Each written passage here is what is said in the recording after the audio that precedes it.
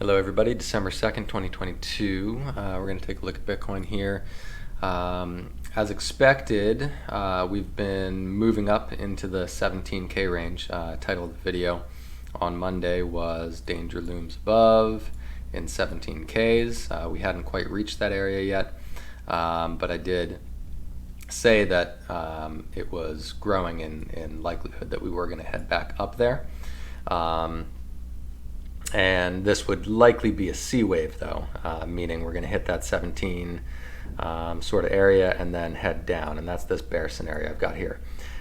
So pushing up into the 16.8 to 17.7 region is what I was expecting. That's danger zone for it to fail, and then head down to 12 to 14s next, most likely.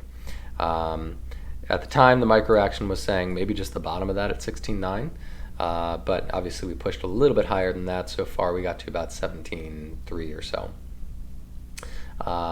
and we may yet go a little higher. We'll take a look at that. The bull scenario remains the same. If we can push through that danger zone, meaning push above 17.7, and more importantly do it with the correct structure, making 5 waves up to at least 18.5 but hopefully 18.8, then it's very possible the bottom's already in instead.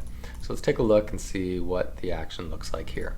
So you can see there's that danger zone I laid out. We are well within it now, and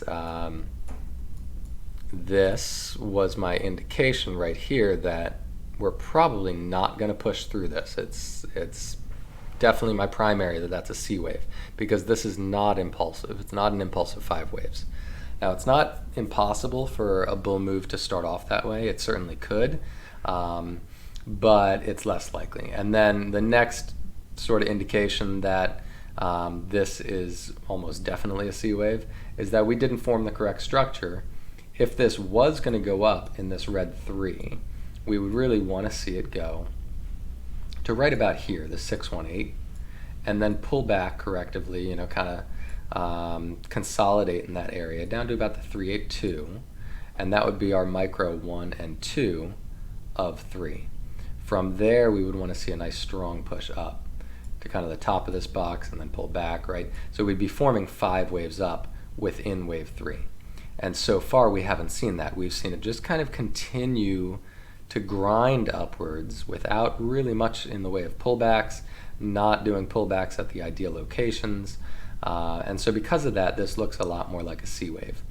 Now, it's hard to say exactly where we are within that C wave because it's not a clean structure. And it is quite possible that we get another micro high before this is done.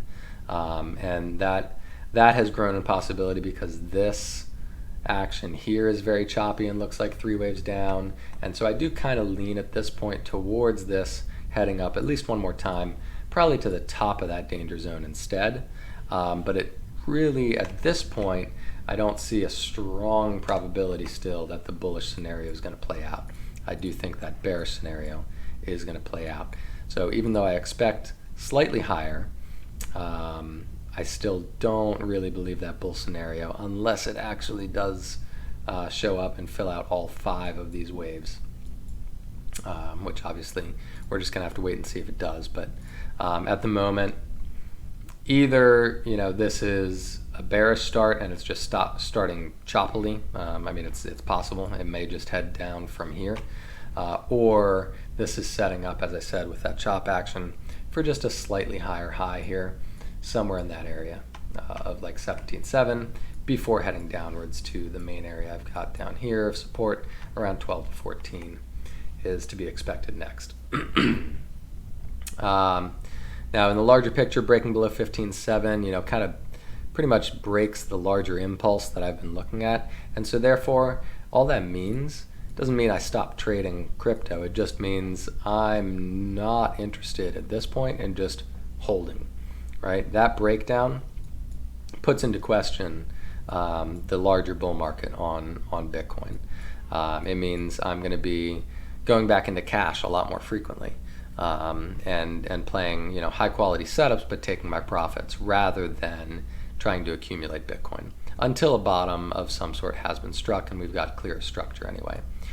Because realistically, with 15.7 breaking, yes, it could still go up. in the larger picture as a more complex, like diagonal pattern or something along those lines. But it also could lead to a very large breakdown. I mean, this potentially, with that break of 15.7, could be setting up for much, much lower.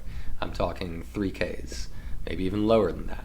There's really no way of telling exactly right now how low that can go until we kind of get some clarity on what this intends to do. But so yeah, anyway, that's my long way of saying I'm really just looking for short-term, high-quality trades right now. And so that means for me, I'm interested in shorting probably in this zone here. It's best to wait for a more clear top to be struck. Right now, as I said, it's very choppy. Like if we go down to the 5-minute, there's no clear impulsive structure down here. That's very much a three-wave structure down.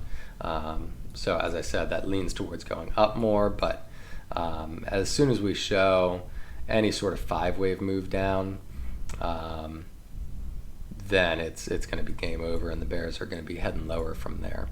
Now, all that being said, I think it's reasonable to expect once we hit this 12 to 14K area that we'll have a pretty large bounce from there, because that should be a pretty full 5 waves down. Even in a bearish case, that 5 waves down should have a pretty substantial bear market rally after that. I'm talking like mid 20Ks, even up to 30K at a minimum. So whenever this larger correction is done, we should get some sort of large bounce.